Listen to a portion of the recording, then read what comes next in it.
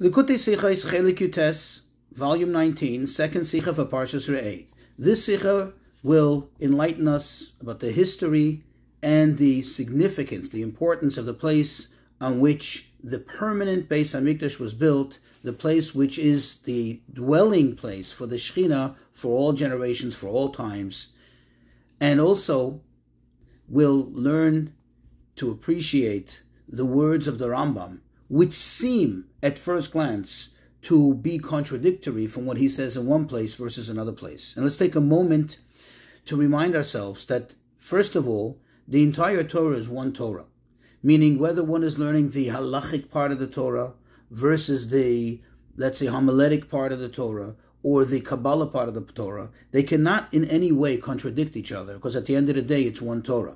Especially when, for example, the Rambam seems to be saying one thing in one place, let's say in the halachic part of his works, versus, let's say, what he says in another place, which seems to contradict that in an approach to a certain matter. So that requires a better analysis in order to figure out how to reconcile it and how really it's not contradictory.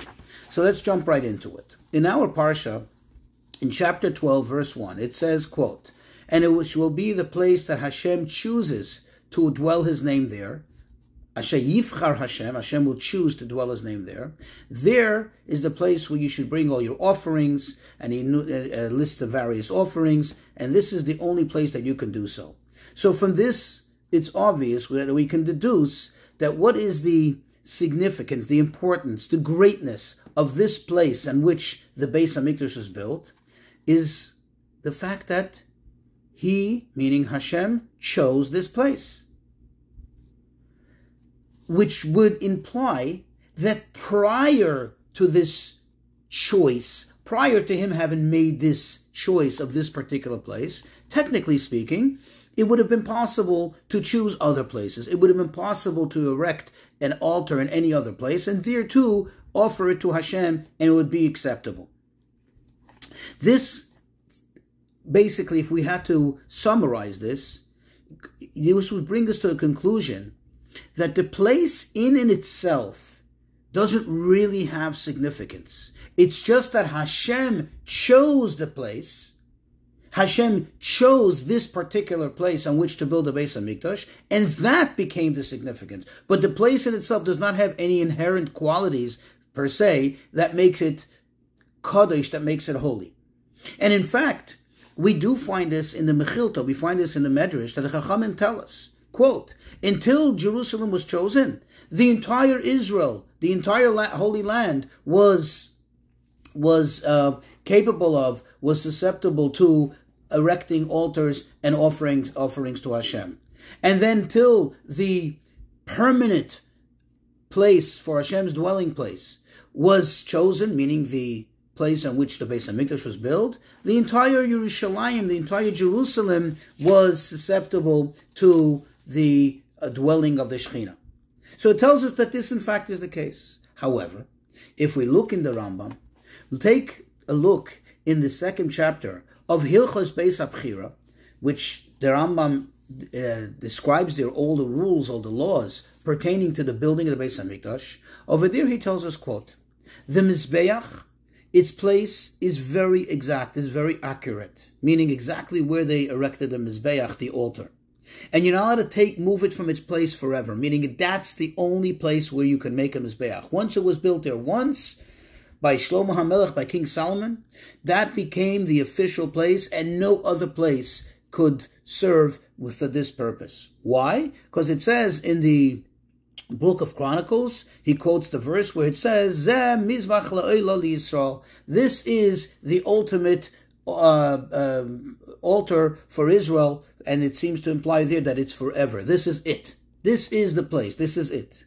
And after that, the Rambam himself enumerates some amazing qualities about this place. He gives us a history, and he says, "I want you to know that this very same place on which the Mizbeach was built, this very permanent place, is the very place where Avrohom Avinu, our father Avrohom, built a Mizbeach there. This is where the Akedah was. And this is where prior to him, Noach, when he left the Teva, he built a Mizbeach. And this is the place where Cain and Hevel built a Mizbeach to offer an offering to Hashem. And he says this is the place also where Adam Harishon, the very first man, the very first human being, offered a offering to Hashem. He built a Mizbeach. He built an altar, and on it he offered it to Hashem when he was born, when he was created. And says the Rambam, and quote, from there he was created. And then he concludes by telling us, the sages tell us that man was created from the place of his atonement, from the very same place. So now we need to understand. There seems to be a contradiction to what we said before and what seems to be obvious from our verse. I mean, how can the Rambam write something which seems to openly negate or clearly contradict what it says in the verse? According to the Rambam, it comes out that this place has some inherent qualities based on its history, based on the facts that there was a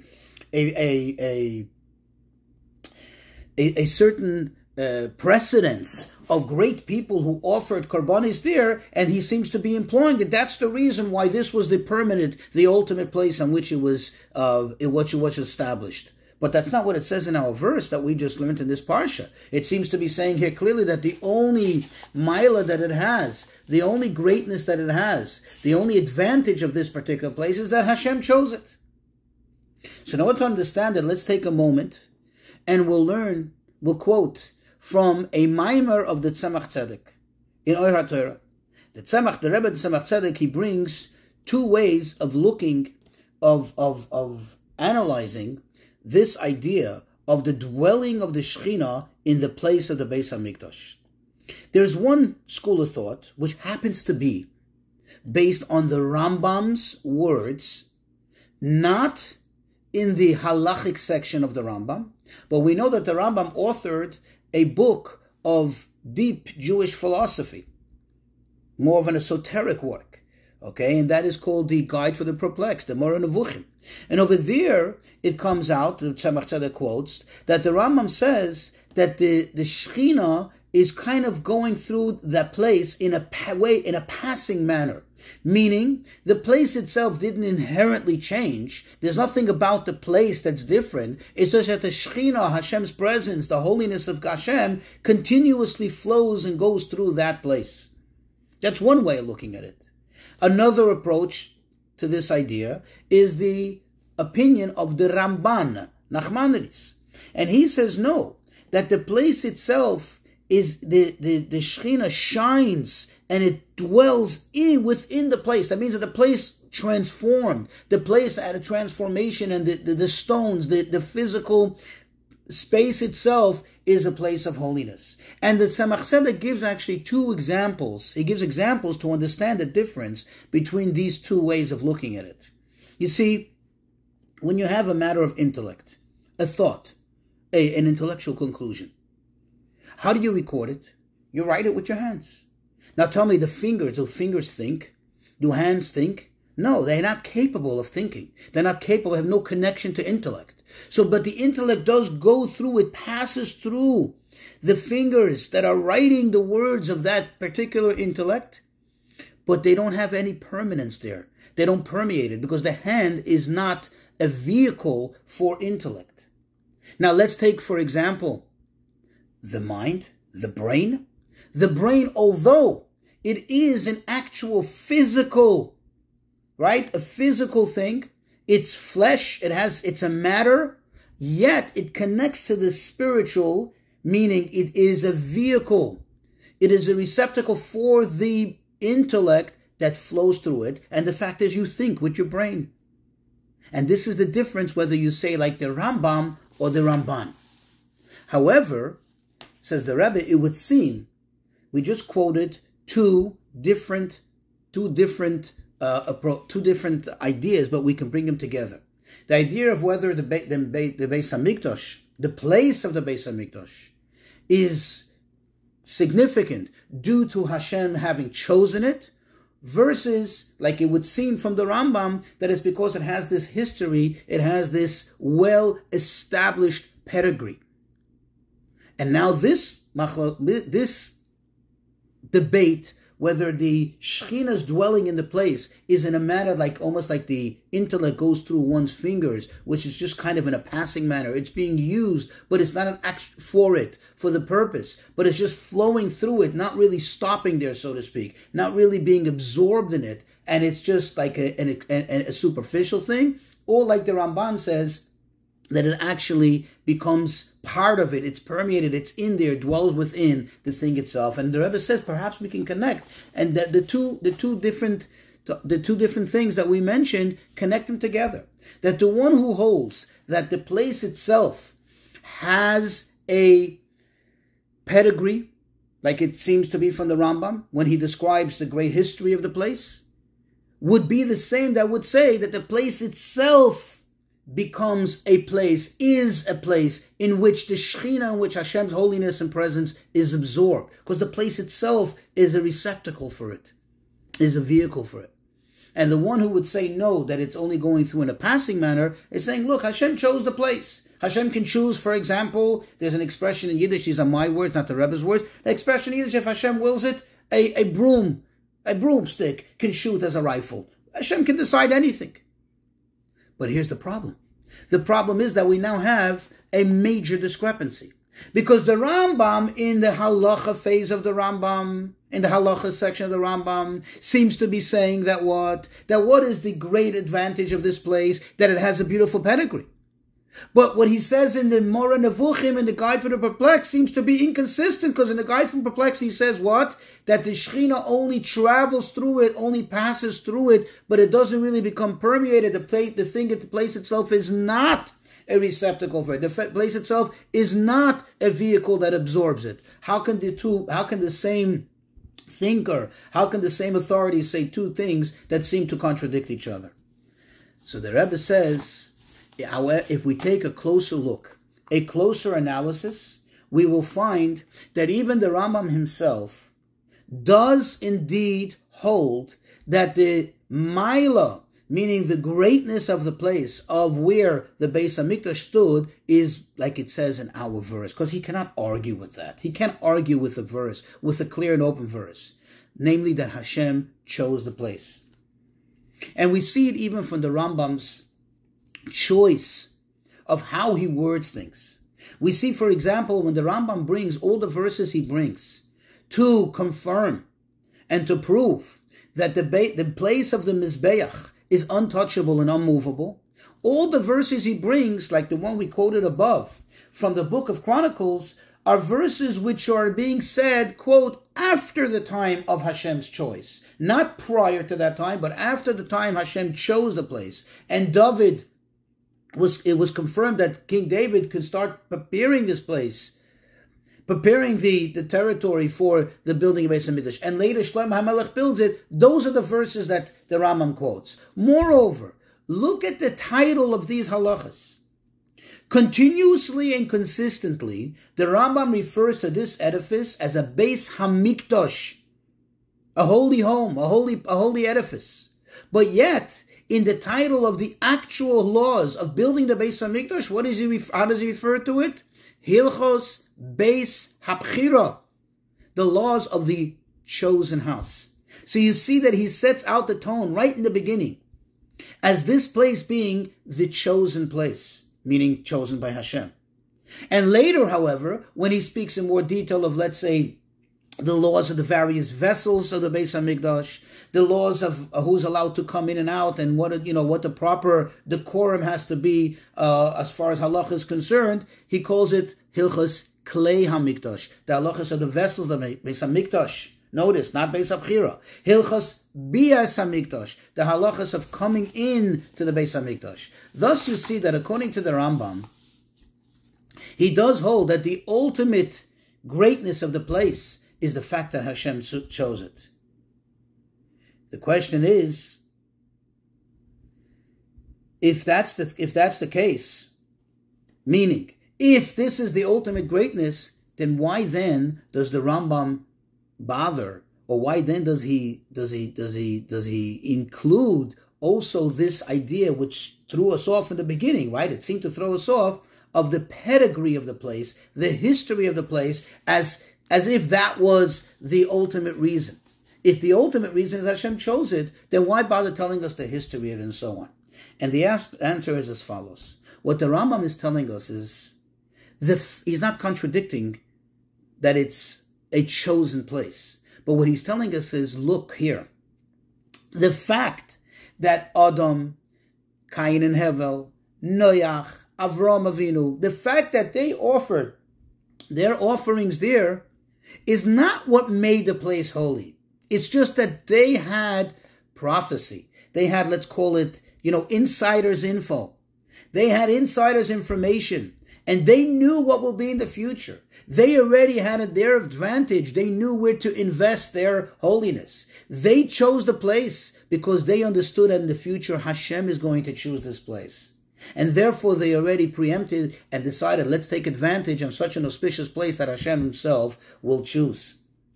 And where do we see this? The fact that Hashem himself created man for that place could be argued is already the cornerstone. That's already laying the seeds of this, quote, of this choice that Hashem is going to actively and openly make later the place that they're going to build a Beis HaMikdash. So that they knew that. They were privy to that. That's why they offered their offerings in that particular place and first built an altar there. However, the question still is, why tell us this? Why throw us off? Why add this information? What is the value in adding it? If ultimately it all goes back to what? That the greatness of the place, the milah of the place is that Hashem chose it. So why tell us this at all in the first place? Why bother? Why does the Rambam go into this detail? And the answer is as follows. We know that there were several places. They're actually mentioned in the Torah. They're mentioned in the Tanakh. There's several places where a Mizbeach stood. An official altar of Hashem was erected and used in the service of offering korbanos. Let's start with the first one on Har Sinai. On Mount Sinai, it says Moshe built a Mizbeach. Obviously, he built a Mizbeach, and the Mizbeach had the full value of what a Mizbeach has to have. And he offered korbanos on behalf of all the Yidden, of all the Jewish people. Later we know, for example, the Mishkan, the tabernacle, when they came to Eretz Yisrael, for 369 years, it stood in Shiloh in one spot. And there was the Mizbeach. You cannot argue that for all those 369 years, the offerings were invalid. Obviously, they were valid. So therefore, one perhaps could have thought, maybe there would have been room to argue, look, Hashem did choose this ultimate permanent place.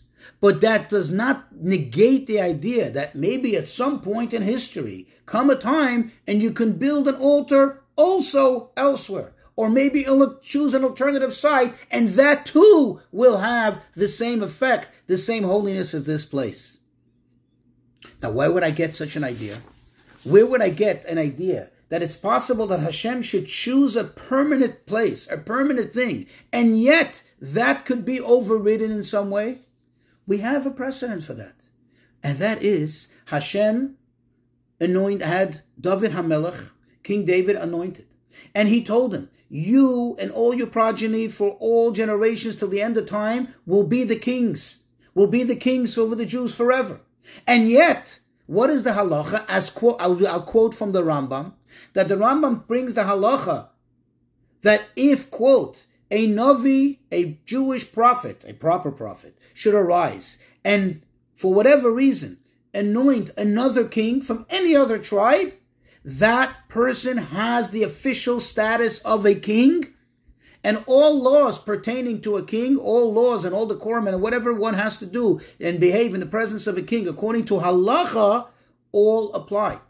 So you do see that even though Hashem clearly and overtly chose David HaMelech to be the king, and he said, well, this will be the case for all generations, meaning it's permanent, yet there is room for change. And therefore, in order to help us with this. In other words, in order to take this notion and negate it totally, this idea that maybe perhaps there's still room to whatever time in history later to make a Mizbeach elsewhere. So the Rambam tells us, no. I'm going to give you history which proves that this is not just a place that Hashem chose with a permanence, but this is the ultimate permanent place. How so? Let me give you the history, says the Rambam. And I'll show you that they were privy. Who is they?